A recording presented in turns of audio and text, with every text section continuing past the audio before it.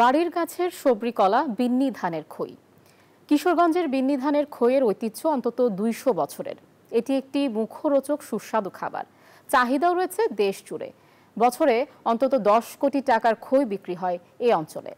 খইয়ের বাজার আরও সম্প্রসারিত করতে সহজ সার্ভিস চার্জের মাধ্যমে ঋণ দেওয়ার আশ্বাস দিয়েছে উপজেলা প্রশাসন।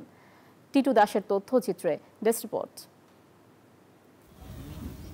বিন্নি ধান থেকে চাল, তারপর সেই চাল পানিতে ভিজিয়ে কয়েকবার ধুয়ে চালগুলো মোটা কাপড়ে রাখা হয়। এরপর কাপড়ে ঘষে চাল সাদা করা হয়। পরে চুলায় রাখা গরম কড়াইয়ে বালুর মধ্যে ছেড়ে দিলে এক এক করে খই ফুটতে শুরু করে। এভাবেই তৈরি হয় বিন্নি ধানের খই। বিন্নি খইয়ের চাহিদার তুলনায় এই অঞ্চলের উৎপাদিত ধানের যোগান কম। খই বানানোর কাজ চলে প্রতি বছরের আশ্বিন মাস থেকে বৈশাখ মাস পর্যন্ত। স্থানীয়রা বলছেন ২০০ বছর ধরে বিন্নি ধানের খই বানানোর কাজ চলে প্রায় প্রতিটি বাড়িতে।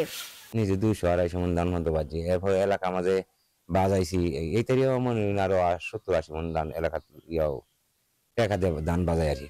এই ব্যবসা তখন আমরা করতে করতে মনে হরুন এই অফগানিস্তান হয়েছে।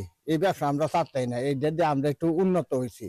মেলা উপলক্ষে এসব বিন্নি ধানের খই কিনতে ছুটে আসেন ব্যাপারীরা।